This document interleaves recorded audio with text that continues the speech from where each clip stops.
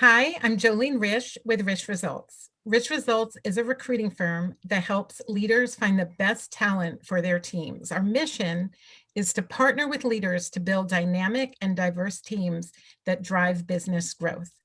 Today, I'm here with a good friend of mine, Alicia Makaye. Dr. Alicia Makaye is the president and CEO of GXA, a Dallas-Fort Worth area IT solutions provider that helps other businesses take command and control of their IT. The A in GXA, Dr. Alicia Makaye, co-founded the company with her spouse, George Makaye, in 2004. She thrives in her diverse roles: award-winning entrepreneur, philanthropist, U.S. Air Force veteran, wife, and mother of two. Most recently, Dr. Makaye was recognized as the 2020 Women's Veterans Enterprise Center Business Pitch winner for State of Texas. She was also SEI Dallas Women in Technology Luminary Award nominee for 2020, the Dallas Business Journal Minority Business Leader Award winner for 2019, and Alumni of the Year at UT Dallas, the Public and Nonprofit Management Program. Also, Greater Dallas Hispanic Chamber of Commerce Minority Woman Business Entrepreneur of the Year Award for 2019. Congratulations on all of your awards. But we continue. Dr. Makaye frequently speaks and participates in activities that foster youth development. She currently serves as a member of the board of directors of the Dallas College Foundation, as well as on the UT Dallas Diversity Advisory Council and MPA Advisory Board. She's also an advisory board member for the Richardson Chamber of Commerce. Dr. Makaye has led the GXA Community Outreach Initiative, which includes adopting a veteran family, providing financial literacy workshops for the youth, and backpack drives. GXA collected and donated over 100 computers to Imani Bridges to empower men and women in Nigeria. In 2018, GXA collected and donated over 300 computers to the community, locally and internationally. And just a little bit more information so our listeners really understand what GXA is about. GXA is an award-winning IT consulting company. They provide IT solutions, consulting, disaster and business continuity planning services, managed technology solutions, backup and data recovery, cybersecurity, and cloud computer services. Businesses outsource their IT services to GXA for peace of mind, which includes 24/7 network monitoring. And I can tell you that the kinds of services that GXA provides are the kinds of services that all of our clients at Risch Results, because we work with very similar size clients, definitely can use. So it's really exciting for many, many reasons to talk to Dr. Alicia Makaye. I'll call you Alicia during the interview because we are friends. I've always been impressed with you. We met during an event for Goldman Sachs 10,000 Small Businesses. And I've been so impressed with the work that you do, obviously as a business owner, but also the work in our community. Because as you know, that to me is really what it's all about. It's all about giving back, right? And making our world a better place. Let's start. First of all, hello. Thank you so much for being here with me Hi, today. Jolene. Thank you for having me. Thank you. Let's start because your journey is just incredibly inspiring to me and many other people, which is why you've won so many awards, so you can get the recognition, which really allows you to tell your story. Describe your journey as a woman business owner, a mom, and a woman of color. Tell us a little bit. Well, definitely, thank you so much, so much for having me on this particular podcast, this show, Jolene. I'm so happy for you as well with Risch Results. And I also want to let everyone know that we actually do business with Jolene. We use her services as part of our organization as well. So thank you for that. Mm-hmm. So basically, I began my journey as a business owner, a mom, back in 2004. And George and I actually founded the organization. It actually went on paper on a napkin in 2003. We launched it and founded it and started in 2004. And I will be very honest with you and very candid. The reason why we started it was really to give back, because we had been going out on mission fields, mission trips with our local church. And we really wanted an opportunity to give back on a much larger scale. So that was our why. But we didn't set out to start a company. I will let you know that. We set out to be self-employed. We just thought we had a really great idea. We noticed this basically demand in the marketplace for IT companies. We noticed a lot of small businesses were not getting the attention that they needed in order to basically move their business forward when it came to IT support. It was a missing niche in the marketplace. So we were solving a problem in the marketplace, but why we were solving it, what was driving us to actually solve that problem, was because of the fact that we wanted to be independent. We wanted to be independent financially. We wanted to be independently, when it came to our time. We wanted to give back to more charitable organizations on a much larger scale. And we knew if we put our talents and skills together, we might have an opportunity. At this time, it was a might.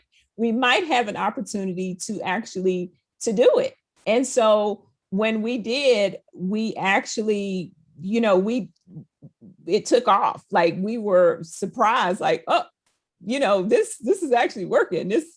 But we had no knowledge of nothing, Jolene. And the good thing about starting business when you're really young is you don't have expectations. Right, exactly.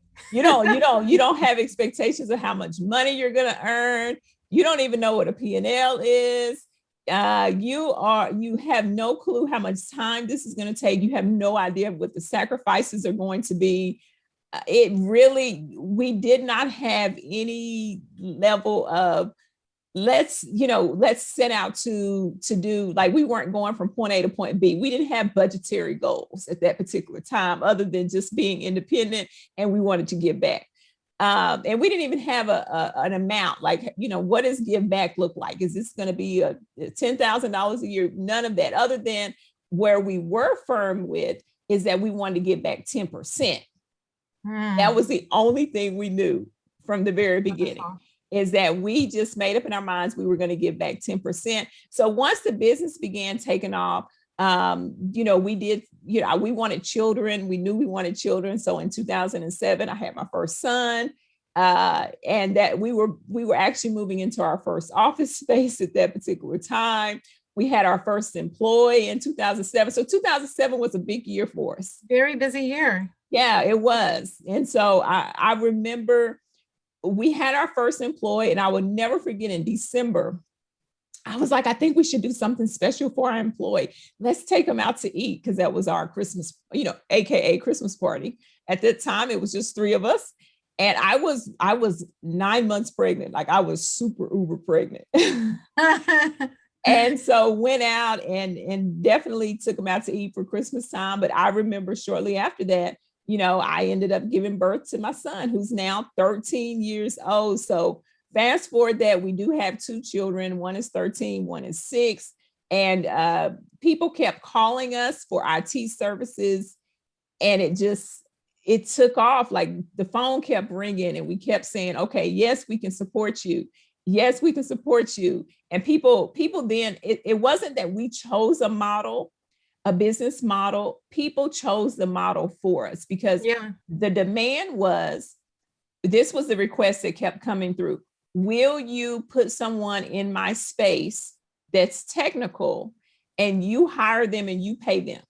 Mm-hmm. We don't know anything about technology. Mm-hmm. We kept getting that request over and over and over again.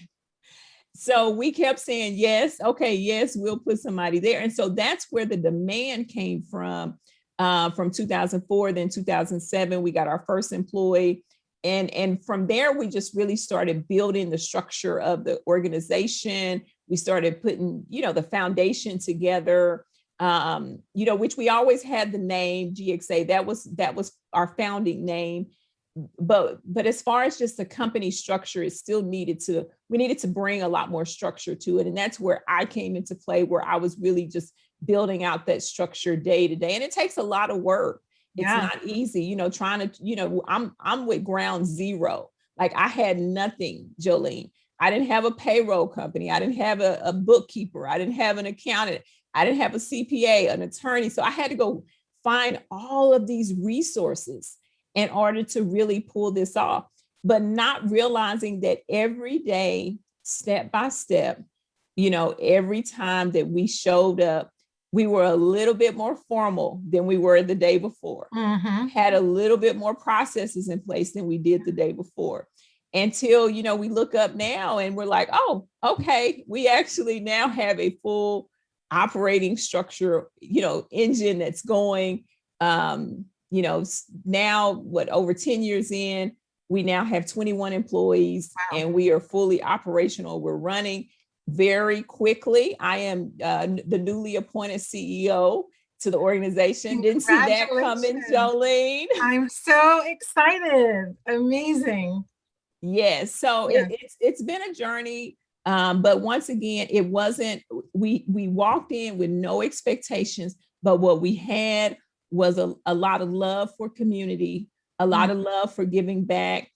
Just as a business partner, a lot of love for my business partner, which is my husband of 18 years, just a lot of love. Which is impressive that, you both have the exact same goals, both professionally and also, morally and your vision for what you want in your community. And I wanted to ask you a little bit about that, because you really have made that happen. Your original goal to build this business so that you can give back is something you are doing every single day. And it's what just makes my heart so full when I see what you're doing in the community, in our community and globally. Tell us a little bit about some of the work that you're doing, because it inspires business owners to really get out there in different ways, right?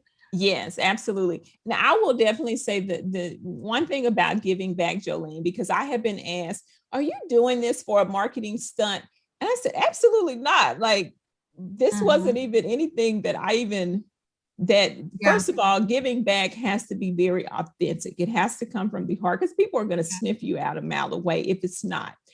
My giving back started, Jolene, when I was a child. This was something that was built into our home when I was growing up as a child. We have that in common. Yes, I remember being the president of the young adults, Jolene. When I met my husband, I was the president of the young adults at your church, at my local church. That's wonderful. And so the building back component, that's just always been just really who I naturally grew up to be. We were involved over the summertime in Christian Youth Fellowship and Vacation Bible School. And, we spent time, preparing for children to come and spend a week with us in Vacation Bible School, and then cleaning up a week later to, to break all that stuff down. And so that is the most authentic giving that I can honestly think of. And it's important that business owners do give back to the community, because you want to be part of the community. Yeah. So when I actually, and trust me, when I actually started this, I didn't have this, I could not articulate what I was doing. And I think this is what makes our situation so unique, is because the giving back was happening prior to the company. Right. It was going on prior to building the business. The business platform was actually created because we wanted to give. We wanted to give our time. We wanted to be more in control of that. And so the things that we've done, since inception, we've given back to over 30 nonprofits, probably a little bit more than that. I'm starting to lose count now, Jolene, over the years. And all of these nonprofits that I've come into contact with have, they all have different initiatives, but our initiative that George and I have that's really personable and very close to our heart is giving to the next generation. And that started because him and I were children once, And we literally came from very humble beginnings. And we had so many people, Jolene, that gave to us in order for us to be in the place that we're in now. I graduated with, just from my local high school with 5 academic scholarships. And so I understand that someone had to lay down their time and their resources for me to cross over to get my education. So as I take it as a personal charge to basically establish opportunities for education for the next generation. So we have established a scholarship at UT Dallas. So that someone basically can take, the time and resources that I'm spending, I'm giving that back so that the next generation can give that. My goal would be for the next generation to be able to see how much they receive so they can continue to give back. So we want this to be a full 360-degree cycle. When people see that you're giving, when young people see that you're giving, they will be more naturally adept to give to the next generation, because they understand that model is what builds communities. That's what builds the next generation to actually move forward, because there's always going to be disadvantaged people, not because of the lack of, and maybe not because they don't necessarily have the skills where they can't learn, they don't have the resources. Right. So we've been so purposeful and intentional on making sure that we share our resources, because that's all we're doing. We're just sharing the resources that we've been given in order to pay it forward to the next generation. And we're showing our children how to do it as well. So this is a model that we take it to heart. I still give back 10% of everything I bring in my home, Jolene. Alicia, it's so interesting that you say that. I'm Jewish, and in my religion, in the Torah, which is essentially the Old Testament, right? In the Torah, that's what it says. It says you give 10% of what you bring in to charity. And that's part of how I grew up also. And I think that when we grow up with that understanding that it's just what we do, right? Doesn't matter, how much you have, it's giving back. And what's so interesting I'm finding is our whys are so similar. Your why for doing this business, which comes from your heart to give to the community, is actually really, really similar to my why, which comes from my grandparents and how they suffered in the Holocaust and why that happened. And that in turn propels me to want to help organizations build better, more diverse teams. I want to talk a little bit about yourself, and what is it like being a woman of color, and a mom, business owner, number one, but also in technology.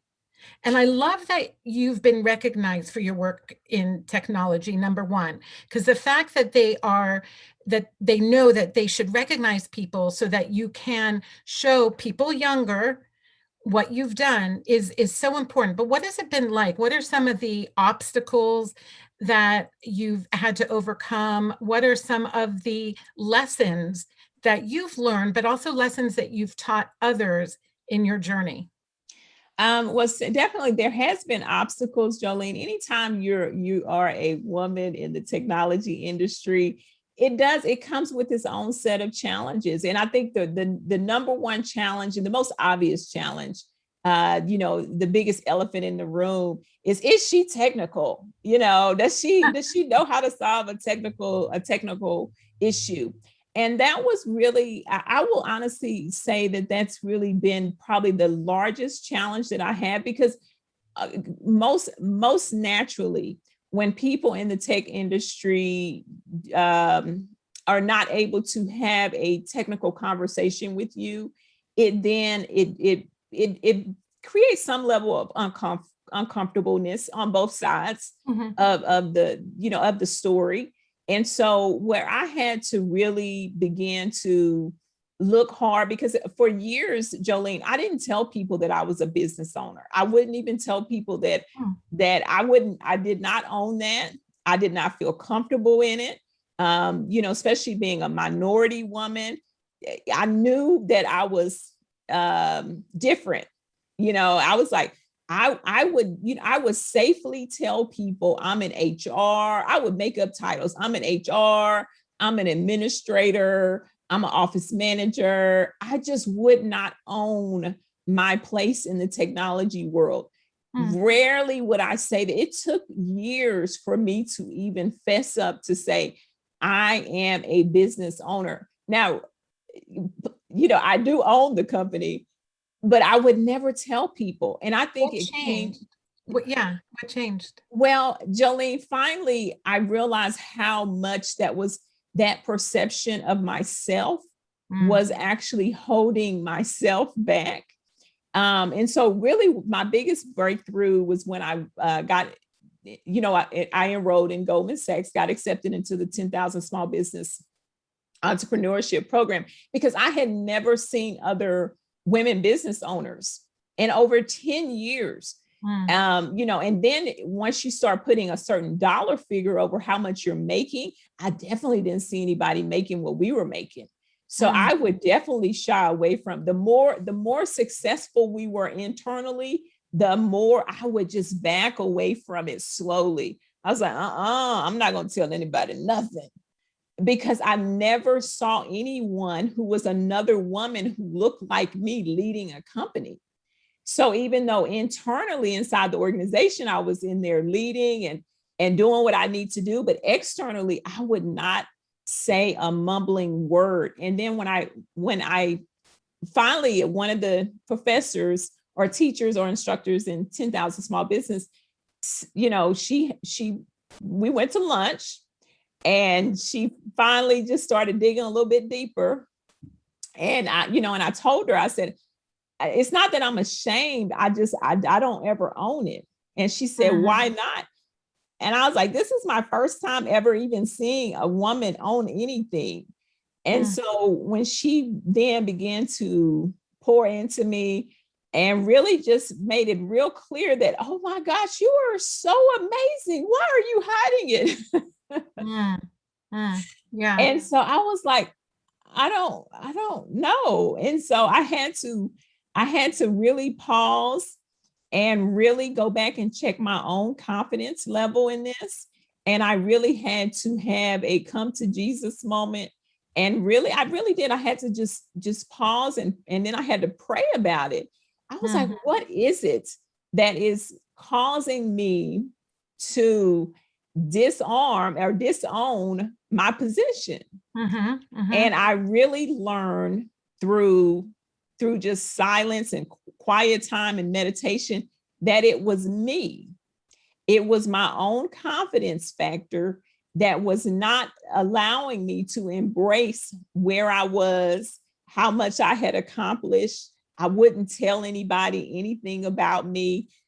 And so finally, I had to literally look at myself and say, I am. And then I had to spell out what I was. I am a Black woman. I have a doctoral degree. I own a business. I have 2 children.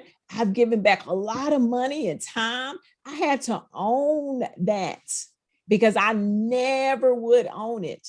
And I finally just grew up and said, this is who I am. This is where I am. Do you think women in general have trouble, just, telling people who they are and all the great things about them? Do you think we as women shy away from putting ourselves on a pedestal? Do you think that's it? What do you think it is? I had, since then I did this workshop where they took men and women and they blindfolded women and they asked them, like, describe how you look. And they blindfolded men and they said, describe how you look. the men were always telling the story that they were so macho. They looked amazing. I'm 7 feet tall. I am 7 feet tall. And the women were totally the opposite. We always backed away from, even if you're beautiful, that just kind of ease out of it. Don't say anything, just minimize who we are. What was discovered is that the women were they were so off and how they were describing themselves to a degree that it was impacting their ability to perform. Interesting. And I didn't know that until I actually embraced myself. Then the people around me started to see me differently, because ultimately when you're leading something, eventually whatever you're leading is going to start looking like you. It's going to be a mirror reflection of you. And so all of those insecurities that I was having internally, that was what I was actually experiencing in my world, but I didn't know how to turn that insecurity around and say, okay, let me embrace myself, let me love me.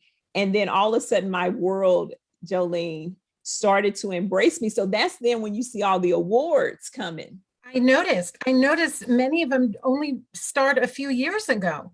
Yes, because that was the breakthrough moment that I had that said, I am going to embrace myself, the confidence factor. I'm going to walk out there and I'm going to own it. I'm going to walk in a room like I'm a leader. I'm not going to walk in a room and try to minimize who I am to make the man look good. Right, exactly. I'm not going to do that. How do you teach that to young women? How do you teach that to young women, whether they're going to end up being an entrepreneur or not? What can we say to young women so they can own their amazingness? Really, for women, just having a mantra that you're saying to yourself every single day, and teaching women that whatever you're saying to yourself, that is how the world is going to treat you. So if you begin to instill, and especially young women that are going through this journey of entrepreneurship, really instilling in her that when she looks in the mirror, you're saying to yourself, I am amazing, I am smart, I am beautiful, I am a leader.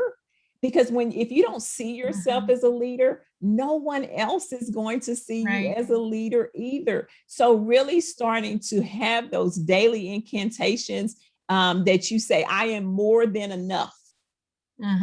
Stop beating yourself up saying I'm not enough. Wow.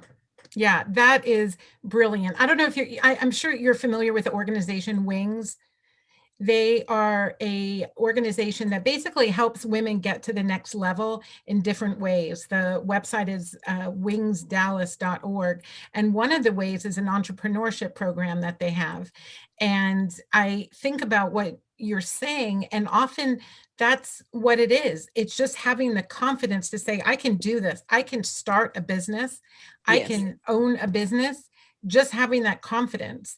And I think just that what you just said just now, if the women who go through the Wings program heard that, I think it would just change their whole mind about themselves. If we just, all of us, not just women who've gone through the Wings program, but all of us, young women my age, just looking at yourself and making sure that not everyone else, start with you. Yes. I know I'm capable. Right. That's wonderful.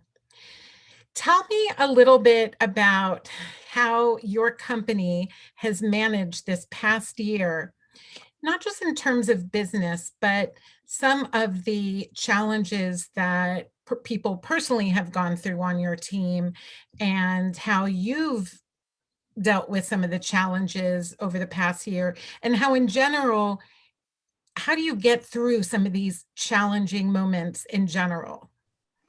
Just in general, let me talk about my team first. And so what we had to do is remodel the team. We really had to begin to think about And this is something that we haven't really focused on ever in the past, Jolene, but we really had to begin to think about what are ways that we can make sure that we're instilling certainty in people, because right now everything is so uncertain.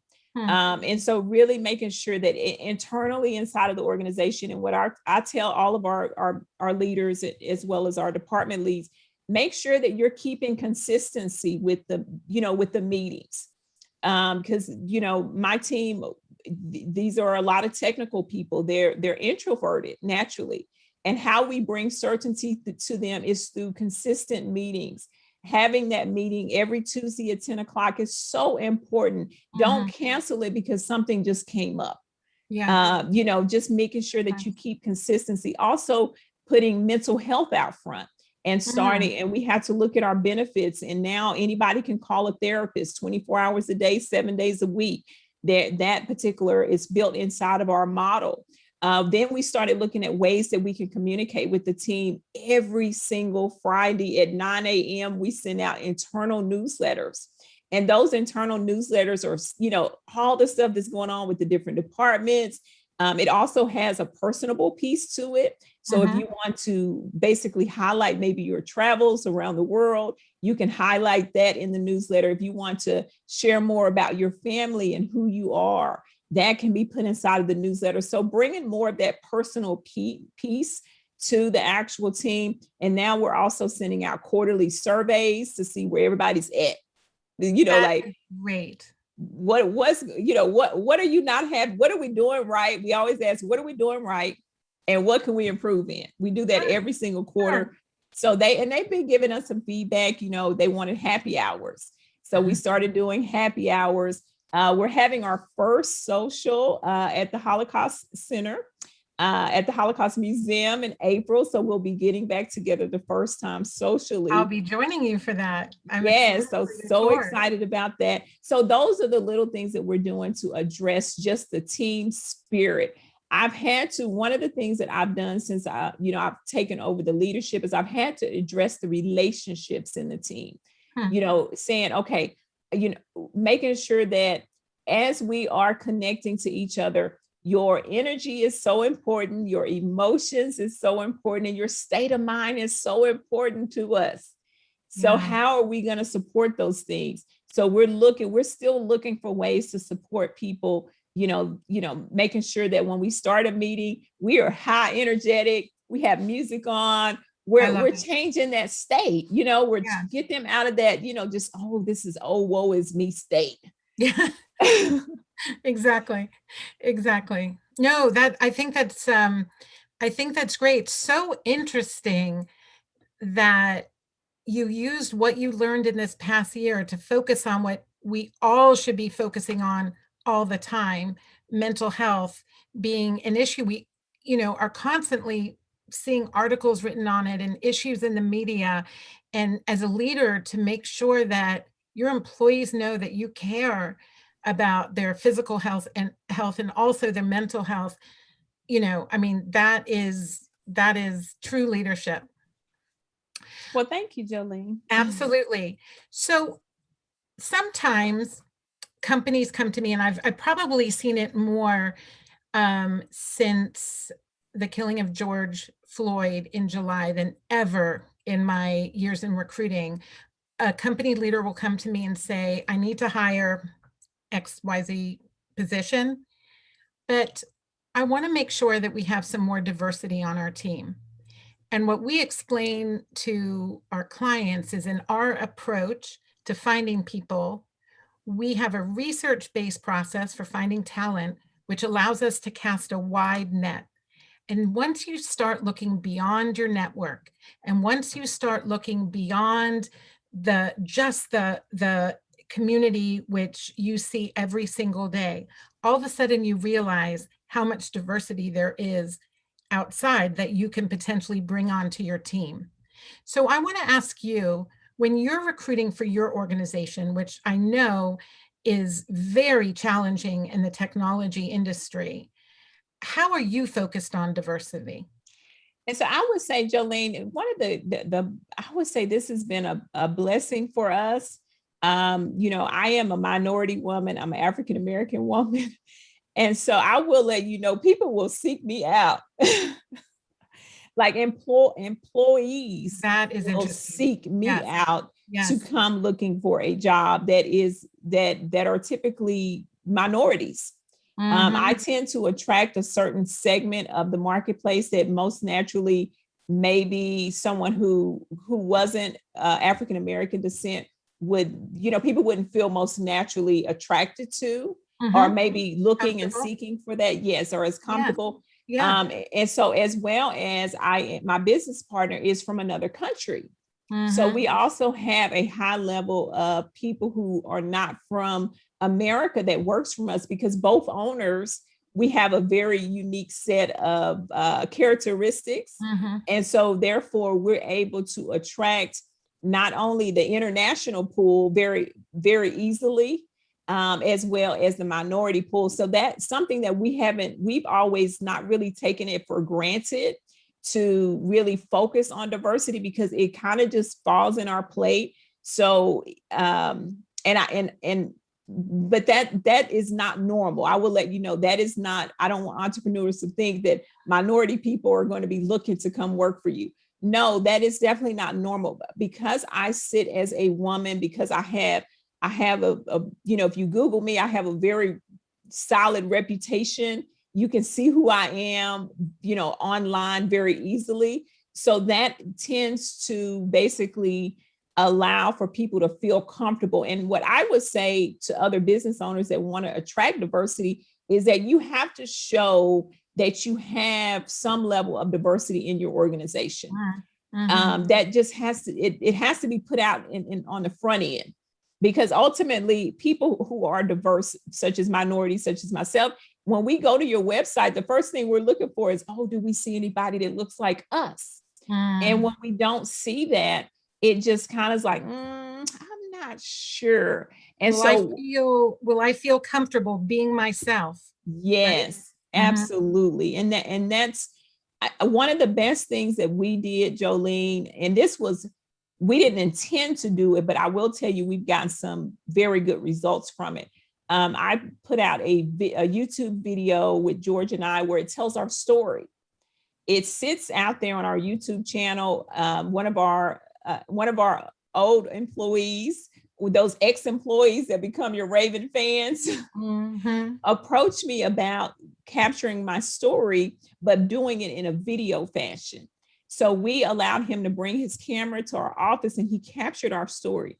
So my story already sits out there. Wow. So therefore, when we put that story out there, the quality of my candidates went up. It went up, because now people know who we are. There comes a level of trust factor that, if you're very authentic, you are open to sharing who you are on the front end. So when people Google you, you're not a mystery. So that helps if you're trying to attract that diversity. Talk about it, put it on the YouTube channel, let people know that you're welcome, all races and colors and cultures. And Jolene, I will say we probably have we have 22 people inside of our organization. We probably represent 8 different countries. And we're probably sitting at about 5 or 6 different races. We are so diverse. I love that. It is not funny. Like, and I'm just thinking, how in the world do we all get along? And we have one vision in mind. We want our clients to have the best IT experience. And we seem to make this work in here. So I don't know what these people outside is going through. But that's how you make it happen. You have one goal, you have one vision. And so people who come from all different backgrounds, cultures, they can all agree on that mission. And then that gives you an opportunity to really get to know each other and get to know people for who they are. We're going to have a link to your story also as part of this video, because I would love for people to see that. You have a wonderful story, and George as well. George, just wonderful story. Thank you, Jolene. Thank you so much.